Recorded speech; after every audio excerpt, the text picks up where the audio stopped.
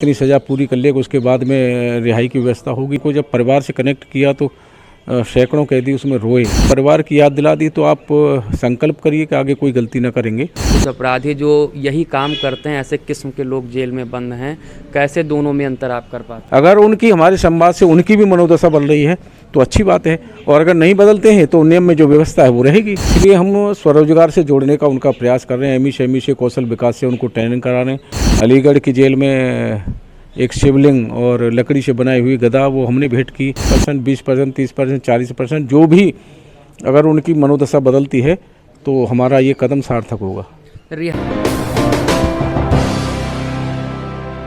लखनऊ में सुल्तानपुर रोड और पूर्वांचल एक्सप्रेसवे पर प्लॉट पाएं मात्र 999 रुपए प्रति वर्ग फीट में। तुरंत रजिस्ट्री, तुरंत कब्जा। उत्तर प्रदेश में कारागार मंत्री बनने के बाद धर्मवीर प्रजापति ने कई बड़े फैसले लिए।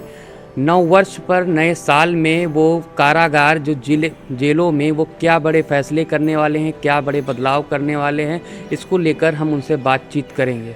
मंत्री जी, नए साल पर क्या बदलाव, आप क्या प्लानिंग है कि कैसे जेलों को बदलेंगे, कैसे वहाँ की व्यवस्था करेंगे? देखिए, नए साल से ही संबंध नहीं है। हम लोग अभी जब से पदभार संभाला है अर्थदंड वाले 400 कैदी हम लोग छोड़ चुके हैं, और रोज़ाना हम निरंतर जो रिहाई वाली फाइलें रोज़ाना कर रहे हैं। कल भी हमने 131 फाइलें की, उससे पहले हमने 350 फाइलें की।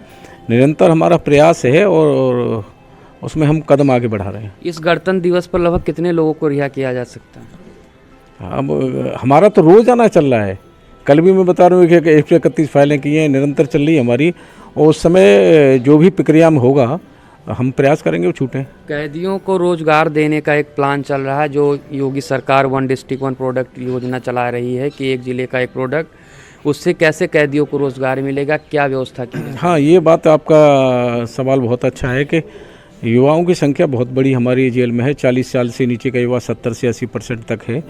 उनको दोबारा वो जेल से बाहर जाने के बाद कहीं ना कहीं कोई गलती उनसे न हो, इसलिए हम स्वरोजगार से जोड़ने का उनका प्रयास कर रहे हैं। एमई से कौशल विकास से उनको ट्रेनिंग करा रहे हैं। ट्रेनिंग कर लेंगे, सीख जाएंगे तो बाहर जाने के बाद स्वरोजगार से जुड़ेंगे, और स्वरोजगार से जुड़ेंगे तो हम मानते हैं कोई दोबारा गलती नहीं होगी, तो दोबारा वो जेल में ना आएँ। ये प्रयास है हमारा, और इसी के तहत हम उनसे कौशल विकास एमई में जोड़ने के साथ साथ मैं स्वयं संवाद भी कर रहा हूँ उनसे। उनको जब संवाद में अपने में हम करते हैं तो एहसास कराते हैं कि आपके पीछे आपका परिवार है, आपके भाई है, आपकी बहन है, आपके पिता हैं, आपके माता है, और आपकी पत्नी भी होंगी, बच्चे भी होंगे। तो वो आपके जेल आने के बाद में किस परिस्थितियों से गुजरते होंगे, जब उनको एहसास कराते हैं तो वो भावुक भी होते हैं, रोते भी हैं, और संकल्प करते हैं कि आगे कोई हम गलती नहीं करेंगे। हम मानते हैं कि उस समय जितने कैदी संवाद में होते हैं वो सभी संकल्प लेते हैं, लेकिन हम मानते हैं 10%, 20%, 30%, 40% जो भी अगर उनकी मनोदशा बदलती है तो हमारा ये कदम सार्थक होगा। रिहाई के लिए जैसे क्या कोई स्पेशल जांच होती है कि कैसे आप लोग रिपोर्ट मंगाते हैं, तय करते हैं कि हाँ ये कैदी रिहा करने लायक है? नियम के अनुसार व्यवस्था है कि आजीवन कारावास की सज़ा है, तो जो नियम में है कि इतनी सज़ा पूरी कर लेगा उसके बाद में रिहाई की व्यवस्था होगी, तो वहाँ ज़िले से रिपोर्ट आती है। हमारे वहाँ जिला प्रशासन के लोग, डीएम, एसपी भी रिपोर्ट लगाते हैं, तब जा कर के वो आगे बढ़ती है।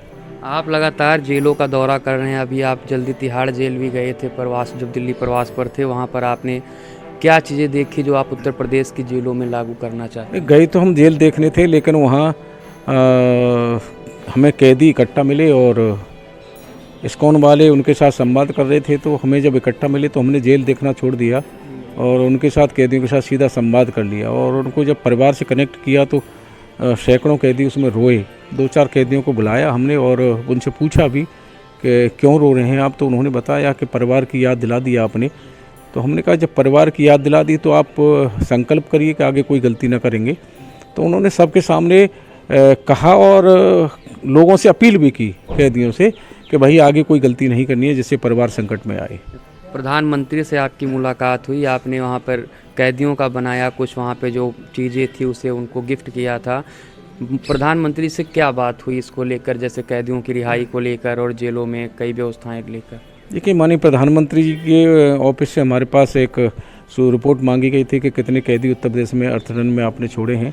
वो हमने रिपोर्ट दी और उसी में हमने समय मांगा था, उन्होंने समय दिया, और उत्तर प्रदेश में जेलों में जो हम काम कर रहे हैं उनके साथ वो शेयर किया, और जेलों में जो कैदियों के द्वारा बनाई हुई जो भी आइटम थे वो हमने उनको भेंट किए। उनकी स्वयं की एक फ़ोटो कैदी ने बनाई थी गाज़ियाबाद की जेल में, वो हमने सौंपी। और मेरठ की जेल में फुटबॉल खेल के आइटम बनते वो हमने दिए।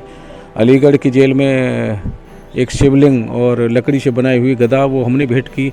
मथुरा की जेल में कपड़े बनते हैं जो जैन मुनि पहनते हैं और भगवान कृष्ण की पोशाक बनती है। इस तरह से हमने कई आइटम उनको दिए और उन्होंने लिए और समझा भी।